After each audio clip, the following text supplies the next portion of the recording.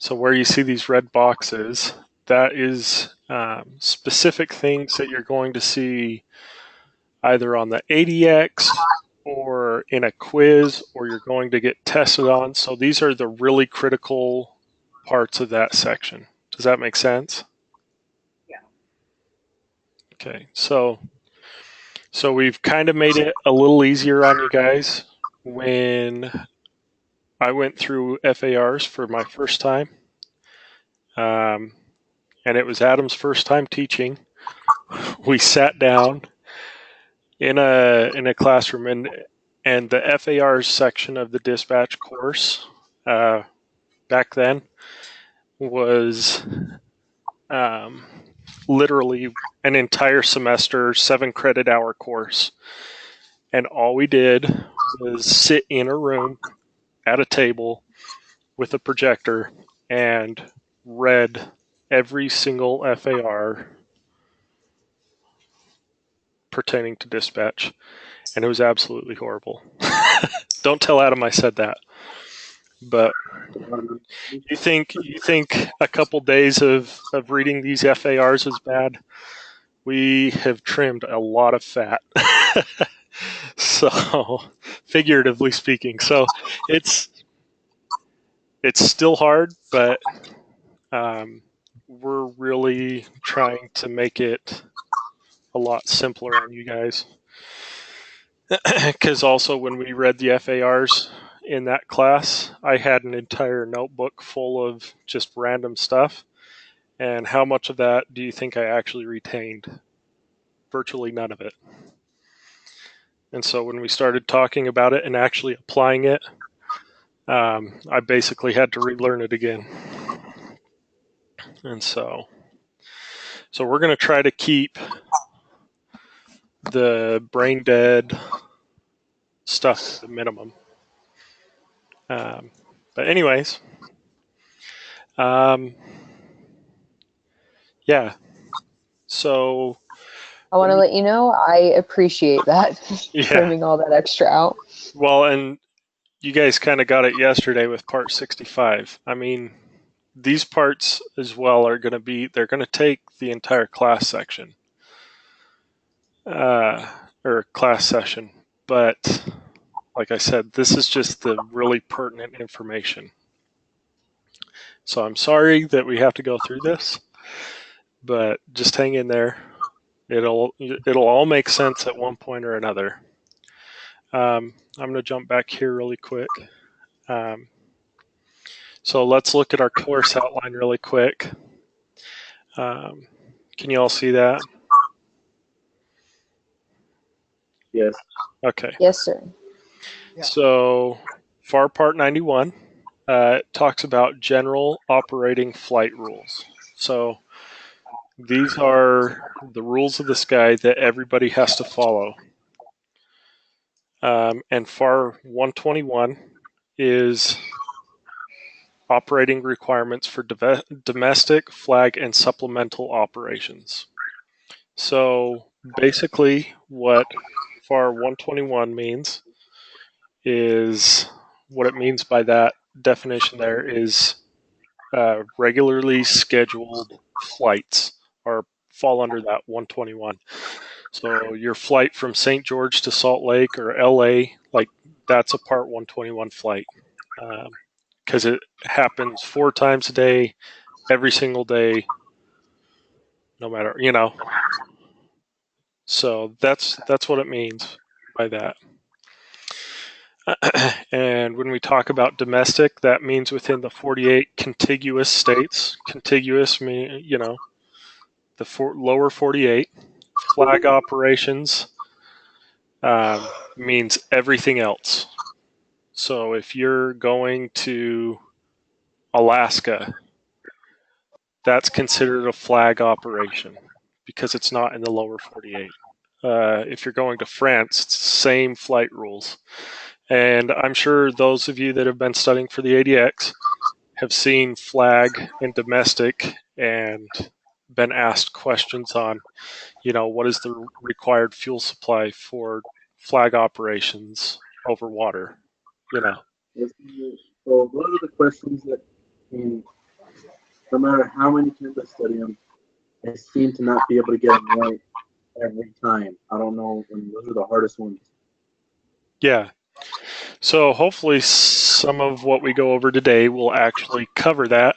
And I'm going to give you guys some memory aids to help you remember some of these fuel requirements and things of that nature.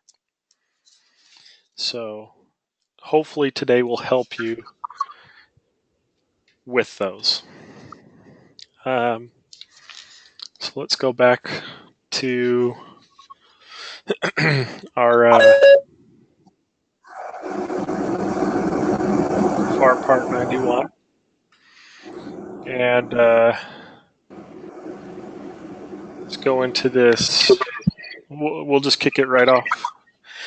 Today, I don't know if would you guys be open to possibly reading sections so you don't have to hear my monotonous droning voice the entire class tonight, or do you want me just to go for it? That's fine with me. Either one. I think I'm gonna pay better attention if you're talking. Okay. But if you don't want to talk the whole time, I'm totally not against reading it. Okay, so just to make sure you guys follow along while I'm doing this, I'm not going to do it all the time, but maybe call one of you guys out to read a section. That's Is that fine. cool? Yeah. And that'll keep everybody awake too, because you'll all be scared. No. So let's talk about aircraft speed. So, zoom in a little bit, please, Garrett. oh yeah, I'm sorry about that. I keep forgetting. And if you have a question, please unmute your mic and ask it, because I got to minimize my little text window so I can see the whole screen here. So, all right. So 91.117 talks about our aircraft speed. So the key things to take away here, and you're going to see this on the ADX, is unless otherwise authorized by the administrator, and administrator means who? The FAA. Okay. So no person may operate their aircraft at, under 10,000 feet MSL, so mean sea level, at an indicated speed of more than 250 knots, or 288 miles an hour. So I know we kind of talked about Class B airspace and how busy that is. So for any airliner, 10,000 feet, if you are below 10,000 feet, that is considered a critical phase of flight. And so when you're on an actual jet, a passenger carrying jet, you'll hear, once you pass through 10,000 feet, you'll hear the captain come on, or the flight attendant come on and say, the captain has turned off the seatbelt, fasten seatbelt sign. You're free to move about the cabin, or whatever. I don't know if I got that right, but but basically, under 10,000 feet is considered a critical phase of flight for any airline. So that's, it's high traffic area usually. So they restrict our speed because they don't want, an F-18 buzzing the airports and stuff like that. I don't know exactly why, but that's basically the gist of it. It's considered very critical phase of flight, climbing through 10,000 feet. And that even goes for, your Cessnas and your Moonies and privately owned aircraft. You're not allowed to operate faster than 250 knots. Does everybody know what a knot is? Yeah, it's, Yes. Isn't it like 1.5? 1.15. Yeah. 1.5 times every Yeah. knot is So- about an hour. So where that comes from, a lot of it, aviation terminology comes from maritime terminology, and knots, what they used to do to determine where knots comes from is when they were out on the ocean in those big old, Mayflower boats or whatever. They had a rope that had a knot at a certain amount of spacing. And what they do is they throw the rope, or they basically toss the rope overboard and start a timer. And depending on how many knots slid through their hand in that specified amount of time, that's how they told their speed. So that's where that terminology comes from, and that's why we use it. And even when we talk about our navigation, you're going to see more of those maritime terms. And if you ever have any questions about those, where do we go to find those general terms and definitions? 1.1. Yep, exactly. So anyways, so that pretty much finishes that up. Below 10,000, 250 knots.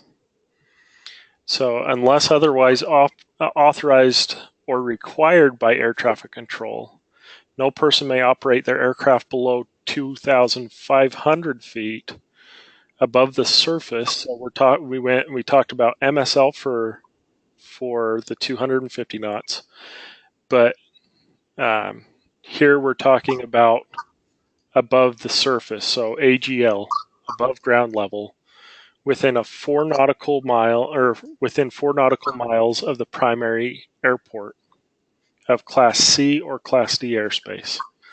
So once again, we're talking about airspaces. So if you're within 4 miles of these airspaces, C and D, and you're 25,000 feet or lower, you're restricted to 200 knots. Are nautical miles just the same as regular miles? Nope. No? No. So nautical miles use knots to deter, that's our conversion there. So 250 knots means you'll travel 250 nautical miles in 1 hour. Okay. That makes sense. Okay. When we're talking miles Sorry. per hour, no, you're fine. That's a good question. When we're talking miles per hour, we use what's called statute miles.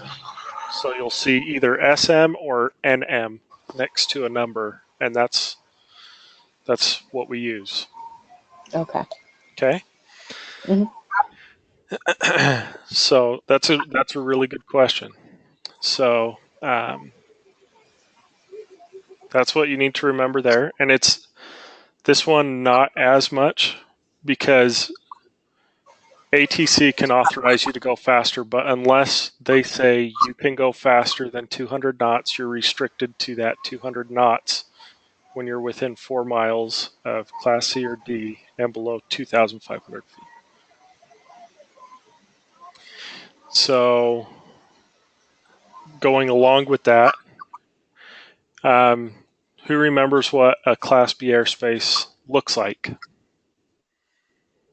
The upside down birthday cake? Yeah, exactly. So what it's talking about here is, remember I said that top tier, that birthday cake is or wedding cake, either one, is approximately, it depends on the airport, but I believe it's 25 or 30 miles. I can't remember exactly, and we'll go over it. So I'm trying to remember this off the top of my head. So underneath that second tier, the wedding cake,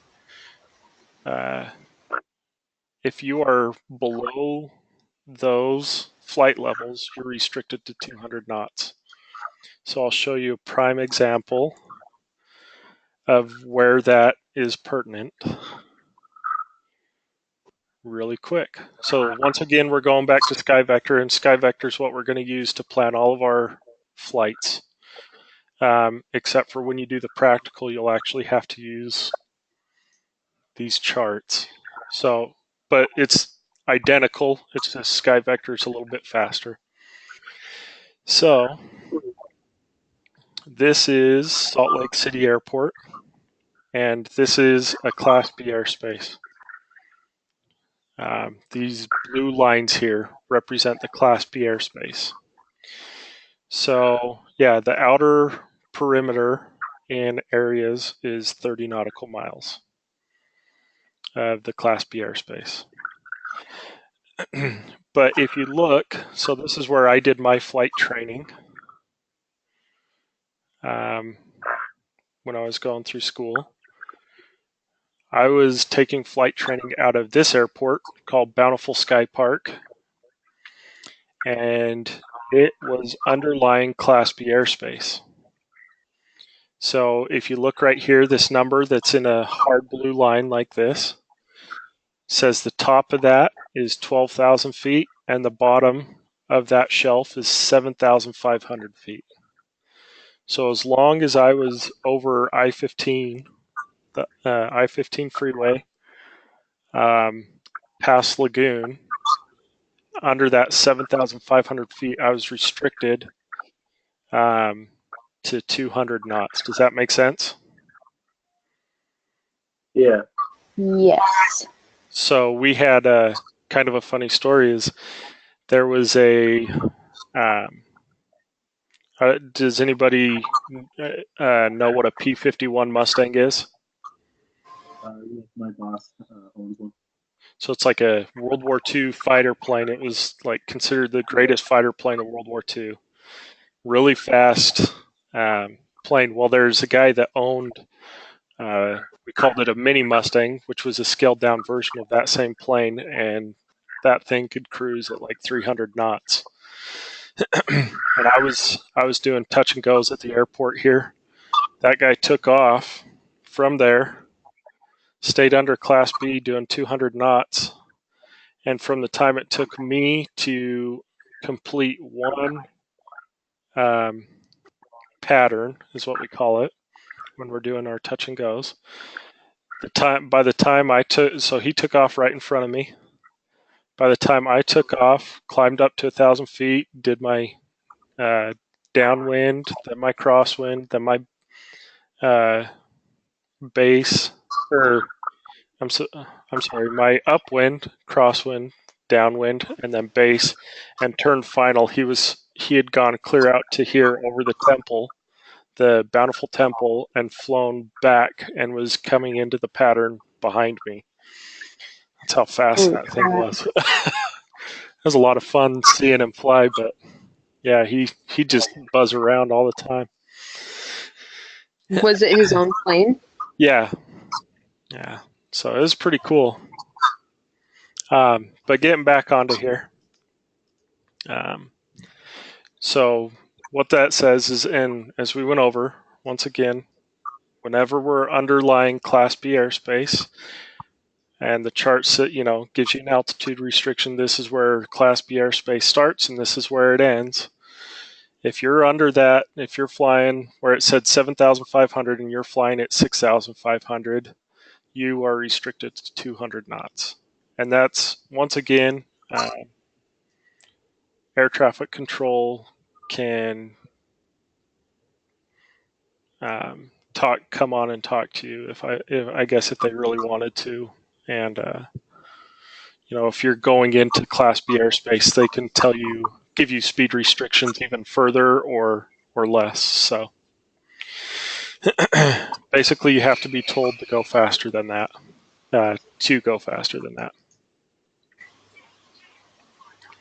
So the minimum safe airspeed for any particular operation is greater than the maximum speed prescribed in this section. The aircraft may be operated at that minimum speed.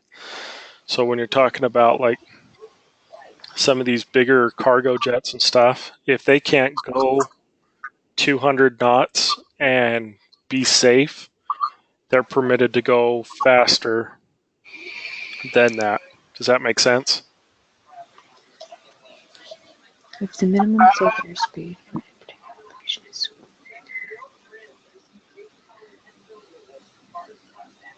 Does everybody understand? So, Yeah. Yeah, so a plane can go faster if it's cleared to, as long as it's safe. Yeah. So if say like see some of these big military cargo planes, Uh-huh. if their safe operating speed, like when they're coming into land, is 210 knots, and if they go any slower, they risk stalling and crashing into the ground, basically. If their safe operating speed is higher than 200 knots, Then they have to do that. then they're allowed to do that minimum speed, or they're allowed to operate above that minimum speed. Gotcha. Okay. So I don't know why that took so long to register. Sorry. yeah. All right. So here we're going to talk about IFR flight plans. So IFR, does anybody know what IFR means? Instrument flight rules. Yep, instrument flight rules. So instrument flight rules are when the pilot uses no visual references for navigation purposes in the airplane. So believe it or not, pilots can fly and operate without having any visual. You could completely black out the cockpit and pilots can still fly and navigate without being able to see. And that's what IFR is. They're flying by those rules. That doesn't mean that they can't see outside and can't see what's going on. It just means that when they're operating under IFR, they can't use a visual reference to assist them in navigation. So the information required, unless otherwise authorized by air traffic control, each person filing for an IFR flight plan must include the following information. So it's this, not too worried about. You can reference that if needed, but except as provided by this in this paragraph of this section, an alternate airport. And then this section does not apply if they're using Part 97 rules of this chapter, or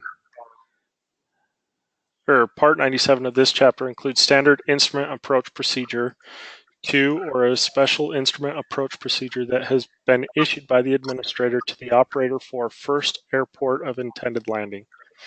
So we'll go a little bit more into that. They have to have appropriate weather reports or weather forecasts or a combination of them to indicate the following. And this is where we're going to talk about the 1, 2, 3 rule, which is doctrine in dispatch. So this is something you want to write down. So we're not worried about this because we don't operate anything but fixed wing aircraft. So this rule applies to us 100%.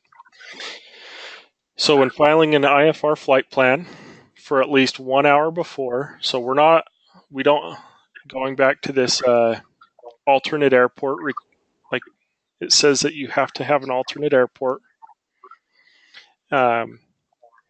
unless you have for at least 1 hour before and 1 hour after the estimated time of arrival, the ceiling will be at least 2,000 feet above the airport elevation, and the visibility will be at least 3 statute miles. So 1, 2, and 3. That's why we call it the 1, 2, 3 rule. So what that means is that, say I am flying to Salt Lake City from St. George, and I'm going to be landing at 2100 Z. What is required of me at that point is so to not have to list an alternate airport, I have to have at least 1 hour before and 1 hour after. So if I'm landing at 2100, so from 2000 Z Zulu to 2200 Zulu, I have to have at least 2,000 feet ceilings, meaning the lowest layer of broken or overcast clouds in the forecast, and at least 3 statute miles of visibility. And we're going to go over exactly what that is. I'll show you a METAR really quick. Oh, hang on. So I got for at least 1 hour before and 1 hour after the estimated time of arrival, the ceiling will be at least 2,000 feet above the airport. And what? They'll have 3 hours or 3 statute And the miles of visibility. visibility. So we're going to do, we'll do a raw METAR. Garrett, this is all in the FARS section on the Google Drive, right? Yeah. The same document we have. Yeah. So day one, or I'm not 100% sure if we've got 91 in there, but in that section that you're looking at on the main page. But if you go into lesson plans, week 1, day 3, you'll see part 91 and part 121.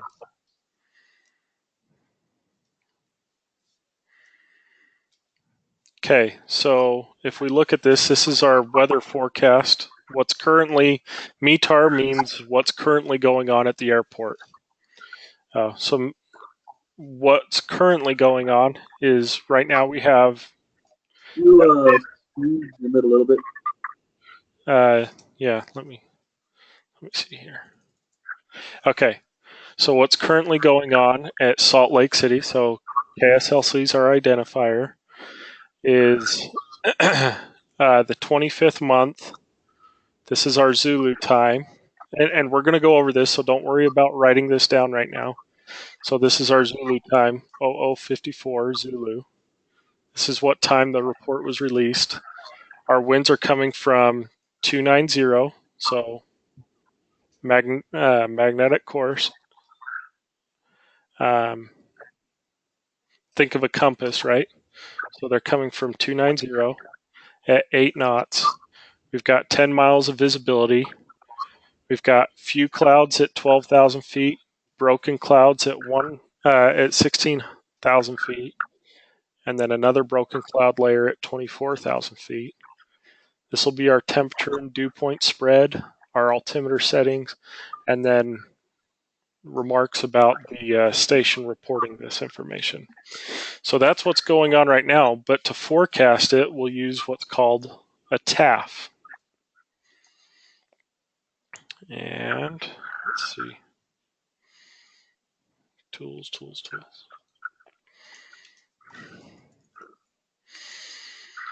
So let's look at a TAF really quick.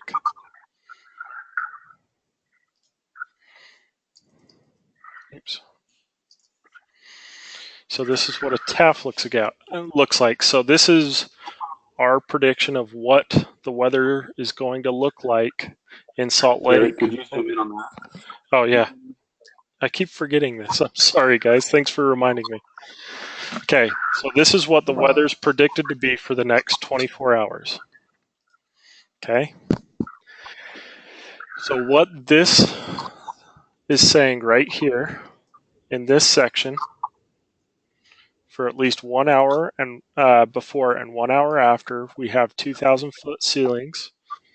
Once again, ceilings are the base, correct? what was that? The base plane, like the fifth line. Nope. So it's specific to cloud layers. So the lowest layer of broken or overcast clouds. So our lowest layer of broken or overcast clouds are 2,000 feet above the airport, and we have visibility of 3 or more miles. So when we go into here, what it's talking about is we have to list an alternate for our intended destination airport. If say we're landing at this 0700 Zulu time, it means that at 0600 Zulu and at 0800 Zulu, we have to have 3 miles of visibility. So if this is below 3 miles of visibility, then we'd have to list an alternate. Or you see this broken cloud layer here, this BKN. That means broken. If that said anything less than 2,000 feet, so it would be 20 right here, then we would have to list an alternate. But since it does not say that, since the forecast is better than that, we do not have to list an alternate. And we're going to go, that's going to be your eat, sleep, and breathe as a dispatcher coming up. So make sure you write this down, or at least where to find it. And this will be on a lot of quizzes and tests, and you have to know this.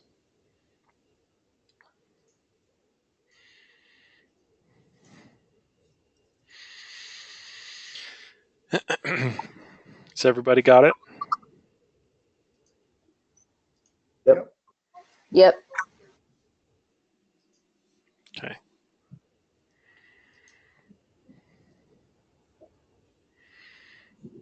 So now we're going to talk about alternate requirements right here. So IFR alternate airport weather minima. So unless otherwise authorized by the administrator, by the FAA, no person may include an alternate airport on an IFR flight plan unless appropriate weather reports or weather forecasts, or a combination of them, indicate that at the estimated time of arrival at the alternate airport, the ceiling and visibility at that airport will be at or above the following weather minima. So this is saying that when we list an alternate, say that our broken cloud layer was at 1,600 feet above the airport, we're now required to list an alternate on the flight plan. This is the requirements for the alternate airport. So if we were flying into that airport and we couldn't land, an alternate airport is the airport we would go to next. And so it's saying that there's a specific weather requirement that you have to have for that alternate airport. So if an instrument approach procedure has been published in Part 97 of this chapter, or a special instrument approach procedure has been issued by the FAA to the operator meaning the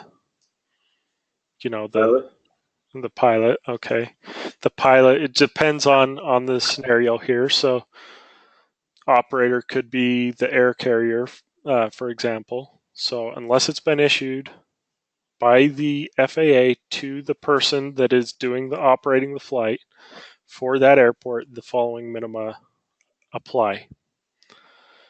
So for us, the alternate airport minima specified in that procedure, or if none are specified, the following standard approach minima apply. So this is what is required. So for a precision approach, we'll go over what that means. You have to have a ceiling of at least 600 feet and a visibility of 2 statute miles. And then for a non-precision approach procedure, you have to have a ceiling of 800 feet and a visibility of 2 statute miles. So this is basically saying unless the FAA's come in and authorize you to do lower weather minimums, this is what's required. And precision approach and non-precision approach, it depends on what ground-based instrumentation or ground-based systems are being used that dictate whether it's precision or non-precision approach. And we're going to go over that, but basically it defaults to this if none of that's provided, or if lower standards aren't authorized by the FAA. So That's the lowest you can go if you're not approved for lower. So now for helicopters, we're not too worried about. And again, we're talking about alternates here.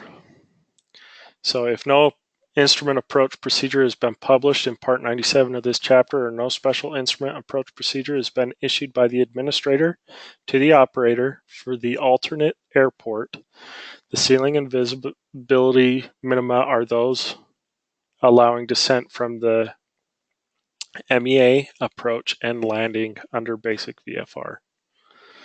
So again, we'll get really in depth with this. So What is MEA? MEA. Yeah. Let's go to FAR 1.1. No.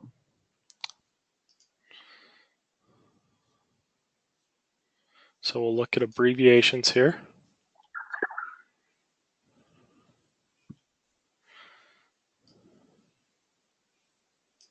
And there's your answer. And this is the kind of stuff that I'm going to do, right, to help you guys remember that this is where you need to be looking, right? So I think it's good for you guys to remember that there's these definitions and abbreviations, and we'll go to them. I have no problem doing this with you guys. So, but yeah, just remember that this is where it's all located. So, minimum en route IFR altitude. So, minimum en route altitude. Okay? Okay, thank you. Yep. So, this is talking about cancellation. So, when a flight plan has been activated, so once we've submitted to air traffic control that our flight plan's been activated, the pilot in command, upon canceling or completing the flight under the flight plan, shall notify an FAA flight service station or the air traffic control facilities. So basically what it's saying is that once the pilot has landed or canceled the flight and it's already been sent to the air traffic control or to the flight service station, he needs to then notify air traffic control or the flight service station of that cancellation. So what happens is once we've submitted an IFR flight plan, they give you a time for departure, that you have a certain window that you need to depart in, and then they give you in that IFR flight plan, we also tell them what time we plan on landing at, and there's a 30-minute window. If you do not notify, say you've landed, you don't notify the flight service station or air traffic control that you landed, and it's within that 30-minute window, then basically they start sending out a search party. They'll call you, they'll call your family, they'll start looking at air traffic control facilities to see where you last checked in. They start sending out that search party looking for where you're at. So it's really important that once the flight lands, that the pilot in command notifies them that it's, they've completed the flight.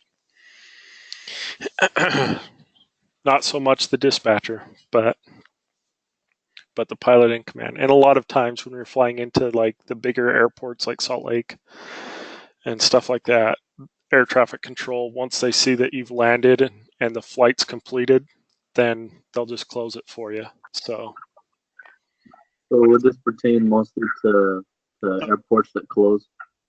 Well, it pertains to pilots in general. So pilots are in charge of closing their flight plans, and that's what it's talking about. Dispatchers can help them if their workload permits, but it still falls under the responsibility of the pilot. Okay, so taking off and landing under IFR. So civil airport takeoff minimums, the paragraph applies to the persons operating an aircraft under Part 121, which we are, 125, 129, or 135. So 135 is Part 135 is charter flights, basically. So it's non-scheduled service. So like your NBA teams, NFL teams, college teams, and stuff like that, when they rent an entire plane, they'll fly under Part 135. Not at SkyWest, but basically anywhere else. Your places like TAC Air up in Salt Lake that are corporate jets, they file under 135. So there's different flight rules that pertain to them.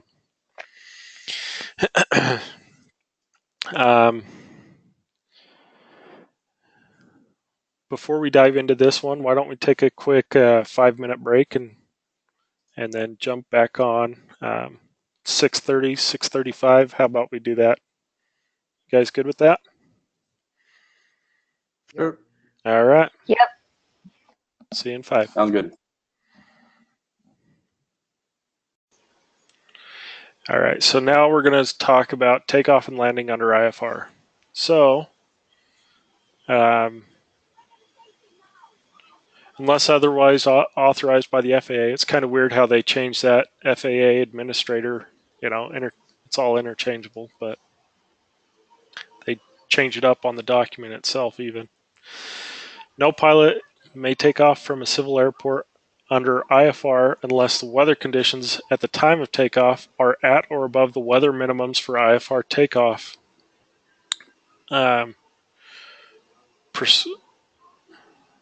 Prescribed for that airport under Part 97 of this chapter. So on some of the charts we're going to look at, there's actual takeoff weather minimums that the pilots will see and use.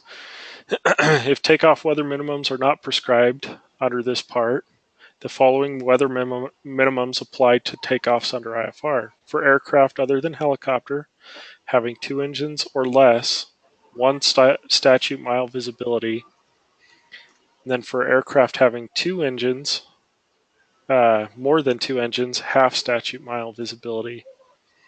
So what that's saying is that unless we tell you that you're approved for less, these are your standards.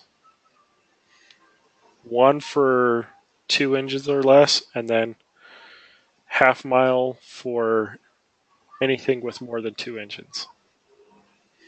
And we talk about the operation specifications of SkyWest, we'll find out that we're approved for less than that. So we'll actually use the approach minimums. So landing minimums, I'm sorry. So except as provided in paragraph of this section, F4 of this section, no pilot may take off under IFR from a civil airport having published obstacle departure procedures for the takeoff runway to be used, unless the pilot uses such ODP, so obstacle departure procedures, or an alternative procedure or route assigned by air traffic control. So we're not too worried about this. Again, this is talking more for the pilots. This is something they have to understand. Notwithstanding the requirements of this paragraph, this section, no pilot may take off from an airport under IFR rules unless for Part 121 and 135, so this is talking directly to us, the pilot uses takeoff obstacle clearance and or avoidance procedure that ensures the compliance with the applicable airplane performance operating limitations requirements under Part 121, Subpart I, or Part 135, Subpart I for takeoff at that airport. So, whole bunch there. But once again, we'll get a little more into these IFR takeoff minimums, and we'll use SkyWest procedures for them. For Part 129 operators, So not pertaining to us. The pilot uses takeoff obstacle clearance or avoidance procedure that ensures compliance with the airplane performance operating limitations prescribed by the state of the operator for takeoff at that airport. Then military airports, we're just going to skip over those. You can read it if you want. So comparable values of RVR and ground visibility. So RVR, when we talk about RVR, this is this means, and you can go into 1.1, but this stands for runway visual range. So there's actually an instrument that sends, not a rover, there's actually an instrument on the ground that will send out a laser beam. So this is kind of what it could look like. These little stations here. So it'll send a laser beam down the runway, and there's 3 points on the runway. So your touchdown zone, your midpoint, and your rollout. It'll send a laser beam from here to here, and from here to here, and it'll tell you how far down the runway you actually have visual range. So kind of interesting instrument. But when we talk about RVR, sometimes in our METARs, we'll have this RVR here.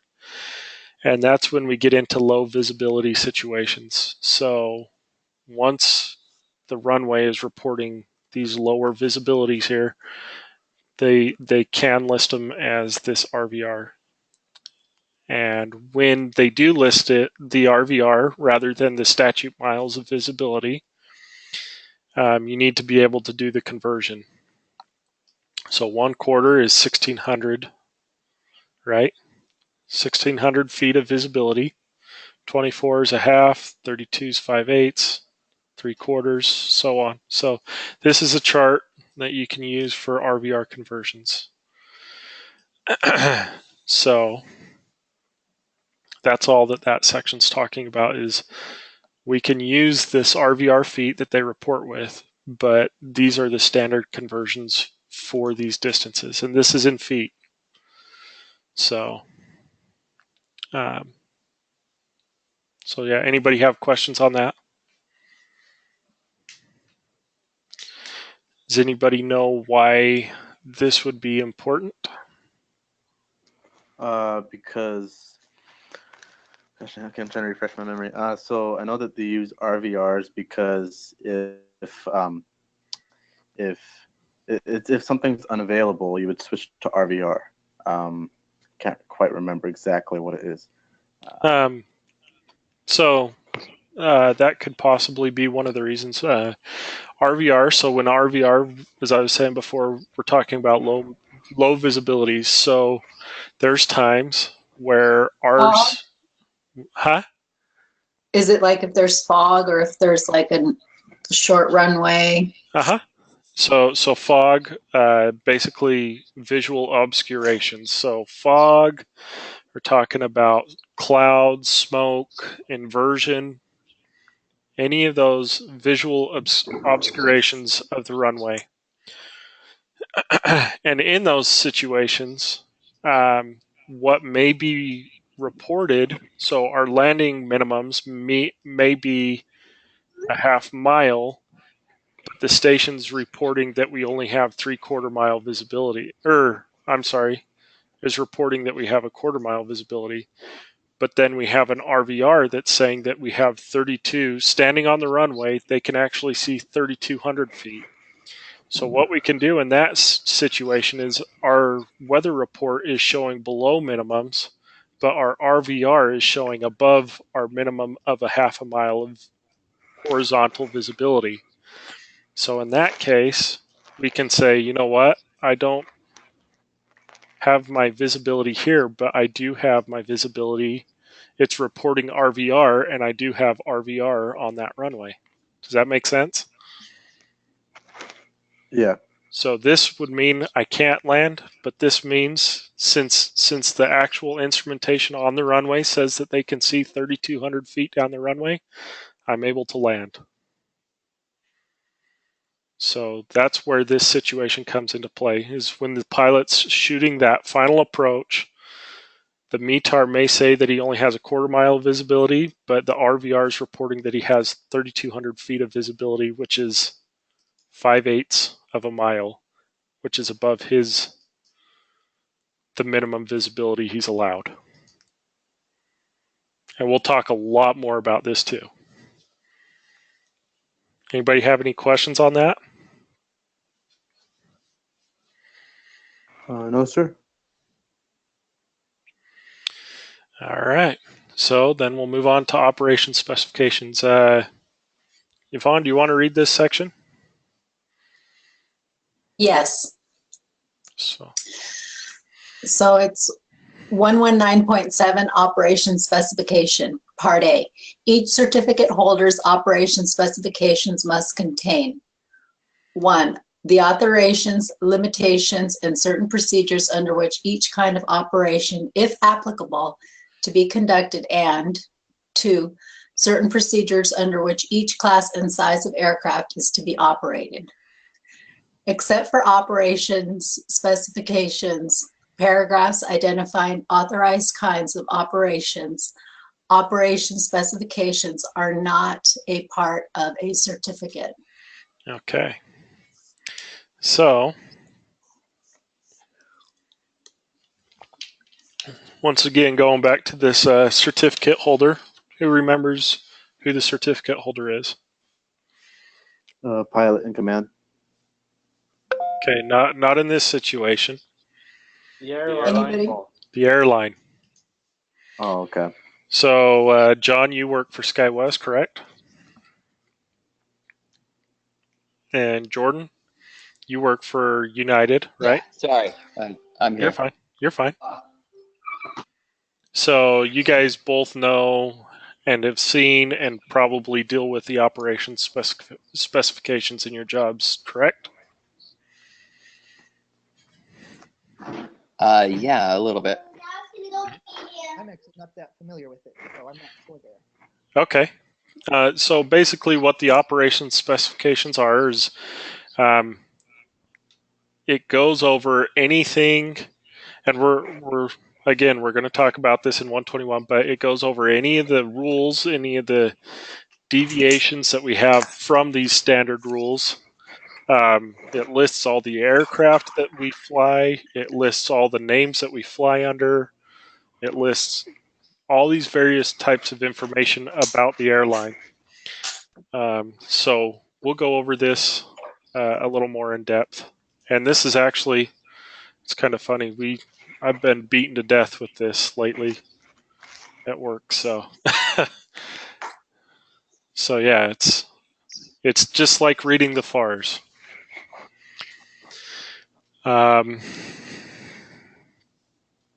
Anyway, so contents from an air carrier certificate or operating certificate, okay? So this is talking about what's required in those operating specifications. Is required on the operating certificate. So the air carrier certificate or operating certificate includes the certificate holder's name, the location of the certificate holder's principal base of operations, the certificate number, the effective date, and then the name of the designator or name or the designator of the certificate holding district office. Okay. So that's what's required to be on the air carrier's certificate. So SkyWest has a certificate from the FAA that says we're allowed to operate under these rules. Now we're going to talk about the contents of the operation specifications. So this is something that we're going, you're going to be quizzed on. So pay attention through this section. I'd take some notes as well. Sorry, just one second. Let me take a quick look at. Okay. So the contents of the operation specification. You'll also hear us refer to it as ops specs. So if you hear me say ops specs, you know I'm talking about the operation specifications. So each certificate holder conducting domestic, flag, or commuter. Again, what's domestic? 48 contiguous. 48. Yep, the lower 48. 48 contiguous states. And then Flag would be anything that's not within the 48 contiguous states. correct. Alaska, Hawaii, and international. Yep. Okay. Or commuter operations must obtain operation specifications containing all of the following. So this is what's required to be in the op specs, and this is what you guys need to know. You're going to see questions that will say, what's required to be in your op specs? Name 4 things or 5 things that are required to be in your op specs. So any combination of what you see here is what we're looking for. So one of the things required is the specific location of the certificate holder's principal base of operations, and, if different, the address that shall serve as the primary point of contact for correspondence between the FAA and the certificate holder, and the name and mailing address of the certificate holder's agent for service. So where is our principal base for SkyWest? St. George. Yep. So we have to list the address. This is basically saying we have to list the address of our main base of operations. Okay. So number 2 is other business names under which the certificate holder may operate. So SkyWest, we have a total of 5 names that we're allowed to operate under. I think it's 5, pretty sure. Who knows what they are? Kudos if you do.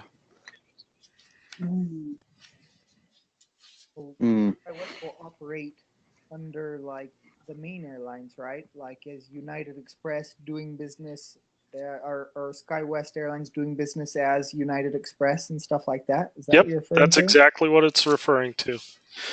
So our business names that we're allowed to operate under would be, like you said, United Express. Do you know the other ones? I was going to say American Eagle, Delta Connection, but I'm not sure if I know the other 2. So Alaska SkyWest. So it's actually Alaska SkyWest, and that's our Alaska affiliate, and then as SkyWest. So those are the business names which we operate under. So we have to list those in our op specs. Reference to the economic authority issued by the Department of Transportation if required. So reference to the economic authority. Type of aircraft, registration markings and serial numbers of each aircraft authorized for use. Each regular and alternate airport to be used in scheduled operations, and except for commuter operations, each provisional and refueling airport. So we've got a huge list of airports that we're allowed to operate in, whether that be for regular service, for fueling, or for provisional. These, we've got a list in our op specs that has all the airports we're allowed to operate in and out of.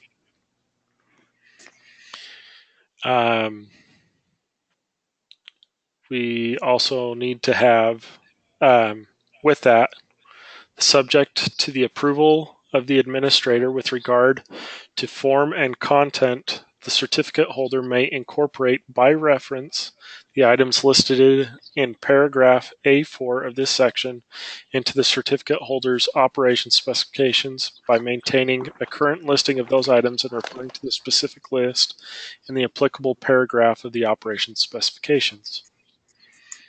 So the certificate holder may not conduct any operation using the aircraft or airport not listed. So, I showed you guys what Sky Vector. So U-42 here, South Valley Regional, is not listed on our operation specifications. So what that little rule there says is if I were to land here, I'm not authorized to use that airport. And basically the FAA can come in and beat us up over that. And we actually did have a 737 land there one day. They were unfamiliar with the area, and they landed there, and they were trying to land at Salt Lake International, and that was really bad news for that airline. This happened when I was really young, but basically they ended up taking not only all the passengers off, all the seats out of the plane, all unnecessary weight, because the runway there is not very long, and so they basically had to strip that aircraft down to get it out of there. And yeah, those pilots lost their license. So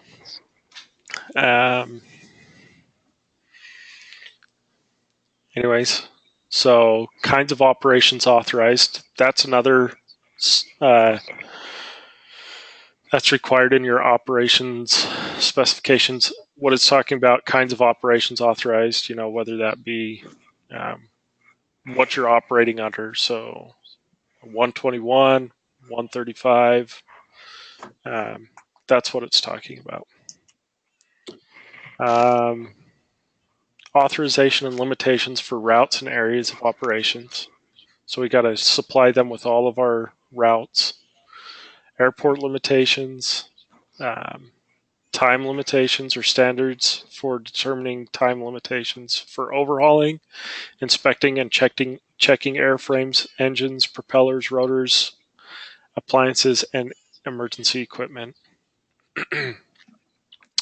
Authorization for the method of controlling the weight and balance of aircraft. Interline equipment interchange requirements if relevant. Aircraft wet lease information. So wet lease is basically where the airline will, exactly what it says, lease an aircraft. So we have to have all the lease information in our operation specifications. And then any authorized, here's a big one, and we've kind of touched on this, is any authorized deviation and exemption granted from any requirement of this chapter. Okay. Now, going back to takeoff alternates that we talked about earlier in this chapter. Do you guys remember where it said that your standard takeoff minimums are 608, so 801 or 600 and a half, I believe it was. Let's see, right here. So 602, that's right, 602, 802, depending on your procedure. Oh, sorry, that's landing. This is takeoff. So anything having 2 engines or less, which all of SkyWest aircraft only have 2 engines. So we would have to play by this rule where we could go no lower than 1 statute mile of visibility. Well, in our operation specification, we have an authorized deviation from the FAA to operate at lower minimums for our takeoff. Because if we had a limit of 1 mile on our visibility, we would be listing a lot of takeoff alternates. So, so that's really important to airlines. anything like that, we need permission to operate that way from the FAA.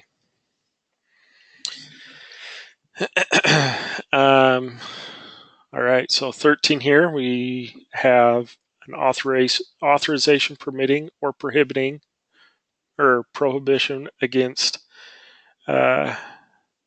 accepting, handling, and transporting materials regulated as hazardous materials. So you have to be authorized to carry hazmat. Any other item the administrator determines is necessary. So this is a big FAA thing that they put in almost every regulation.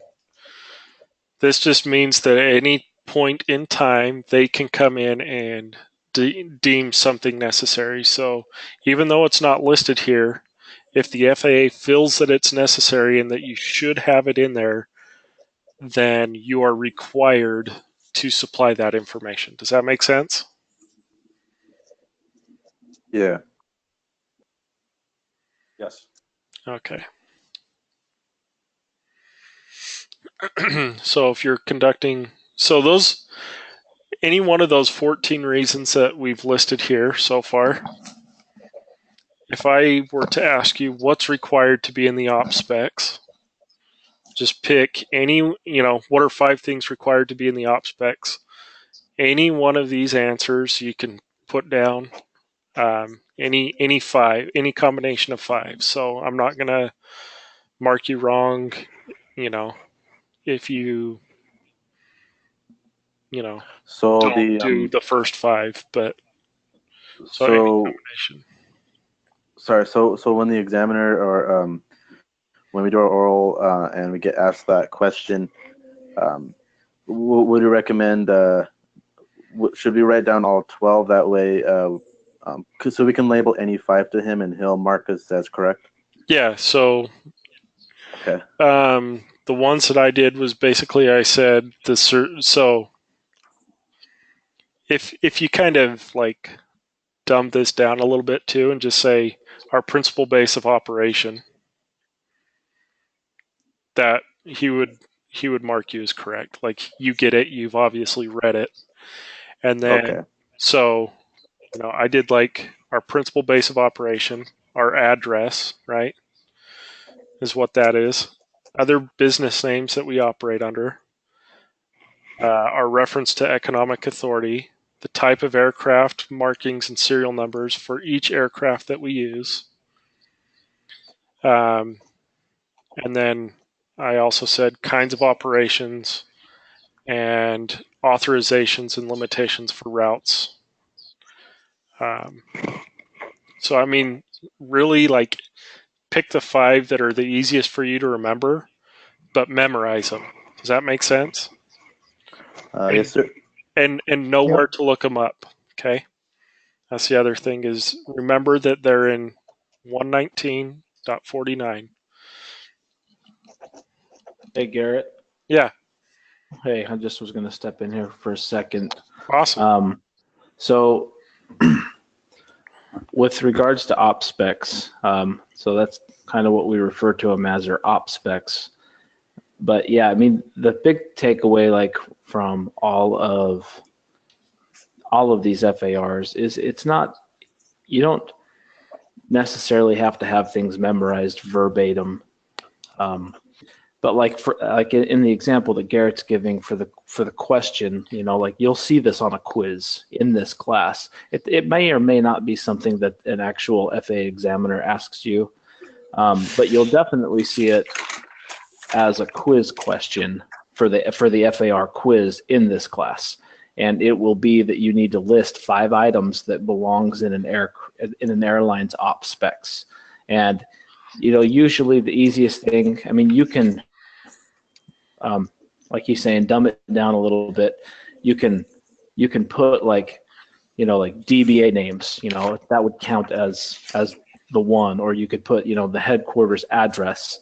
You could put list of aircraft, areas of authorization. So you can, sum it up into like 1 to 3 word little summation there instead of, thinking that you have to write out a big long thing or even write more than 5. I mean, I don't think I could list, all 13 or 14 of them myself. So I definitely wouldn't expect anybody else to be able to.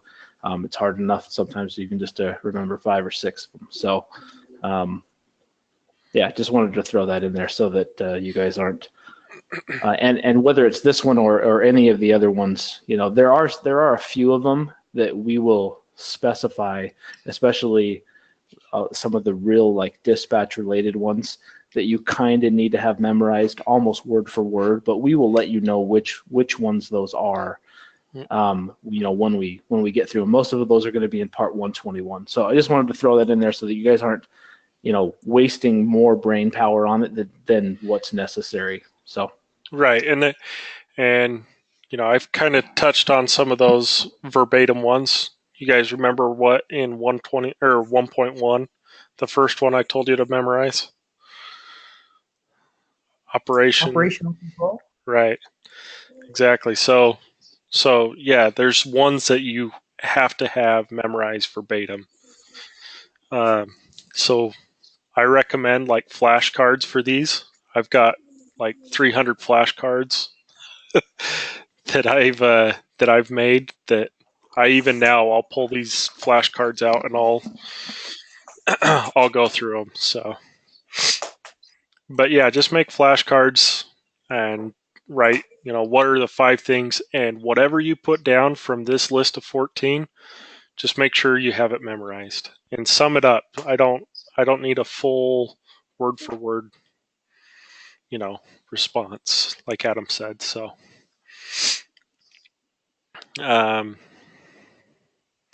so yeah. So this is talking about supplemental operations. Must obtain op specs containing the following. So if you're doing supplemental operations, you need, once again, the base, the headquarters address, basically, other business names, reference to the economic authority. This is just a repeat, right, of what we already went over. Almost exactly. There's a couple little nuances, but you need to know just this part. This is the important part right here. These first 14, right? Or the first 5 that you choose. So we'll just kind of cruise through those ones. And then it talks about, here we talk about on-demand operations now. So this is what's required in their operation specifications. And it's, again, almost all the same things, right? So, so yeah, pick out your favorite real quick. Let me just say something here real quick. The one thing about these is, I mean, it's not that, we're trying to have you pick the 5 that,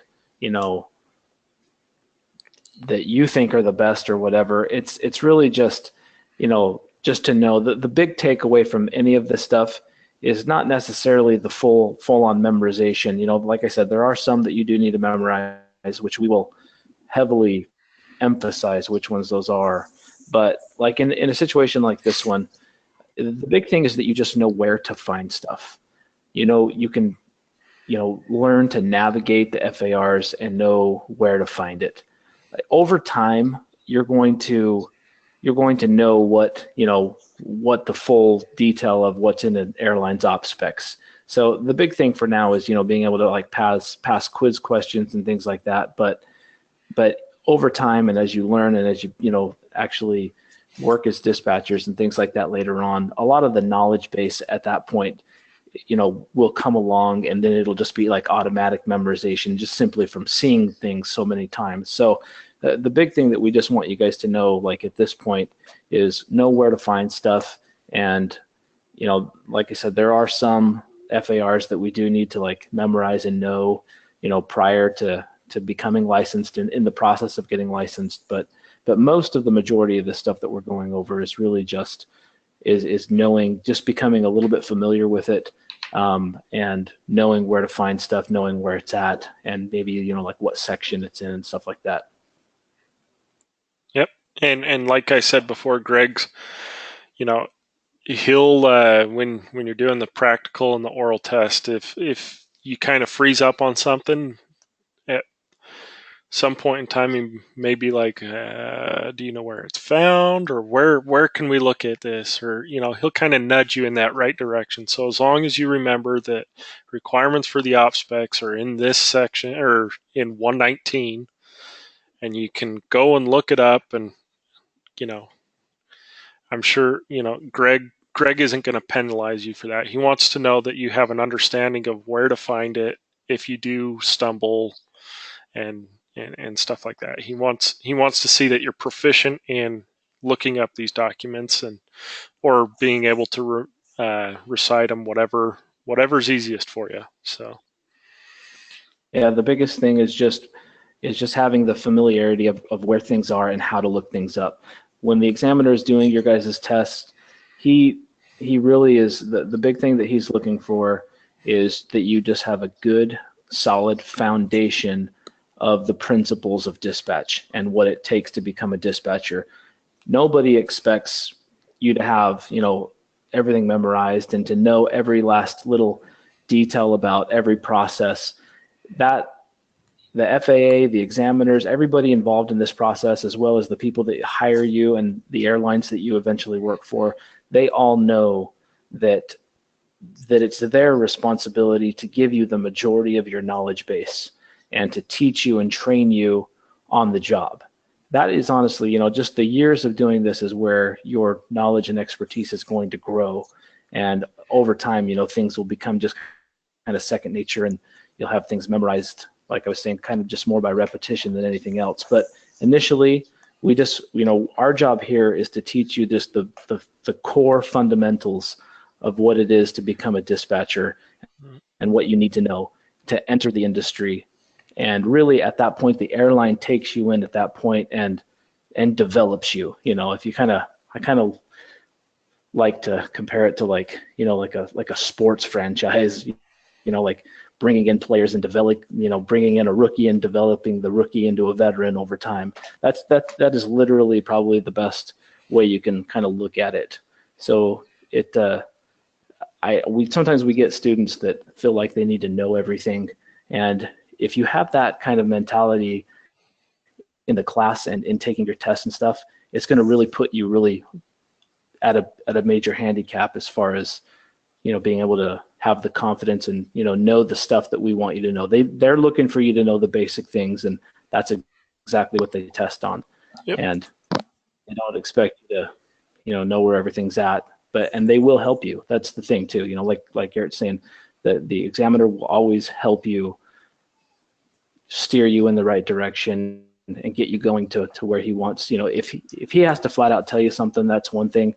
But if he asks you a question and you're kind of fumbling a little bit, if with the proper, nudging, like he's saying, and steering you into the right direction, if you can kind of get to where he wants you to be, then that also is perfectly fine, because there is not a dispatcher that I've ever met that knows every last little intimate detail of everything that's asked, and most of them honestly would struggle just as much as a brand new dispatcher if they were to pull them out right now and have them take this same practical exam that you guys will take at the end of the course.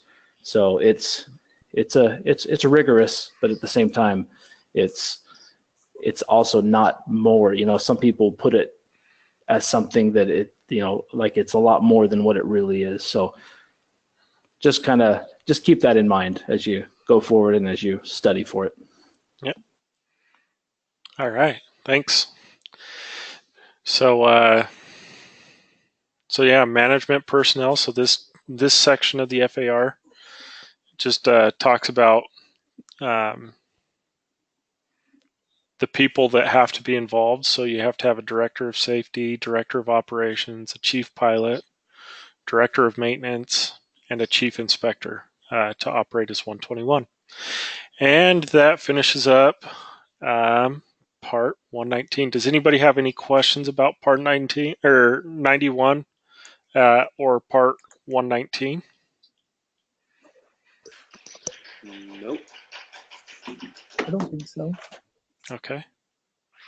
The only thing that I'd want to add in here as well is just what you guys are going to see as we are going through these FARs is that we're kind of going through them in the order of, like, Part 91, as an example, is for all general operating aircraft. It applies to anybody that's out there flying, not just airlines and not just, any specific type of operation. It's rules that are applicable to anybody. And then as you add like the 119 rules, we're slowly kind of going into each, as we progress through each section, and now as you guys turn into 121, the 121 stuff is specifically for airlines. And so you're going to see a lot of the same stuff that you saw in Part 91. The only difference is that Part 121 will have little changes and little differences in them that are because it's only specifically for airlines now at this point. And it's kind of, as you progress through them, you're kind of starting out with the most general, everybody, anybody that flies, and then you're adding bits and pieces as you get into the airline environment. The 121 rules are considered the most strict and the most rigorous set of FAR regulations that you'll go through. And as you go forward, you're always going to hear airlines referred to as a 121 airline. A lot of times you'll hear that these numbers thrown out there, like if somebody were to say, this airline is a Part 135 operation, this airline is a Part 121 operation, or this type of a flight is a Part 91 flight.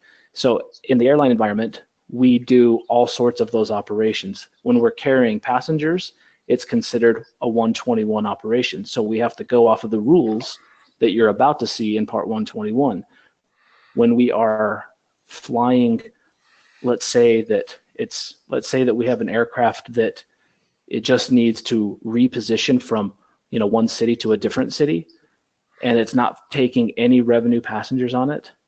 That type of operation is considered a Part 91 operation. So it has a whole different set of rules because we're not carrying passengers. Sometimes the airlines will come to us and that they will say, hey, we want you to do a charter for a sports team, for like a basketball team or something.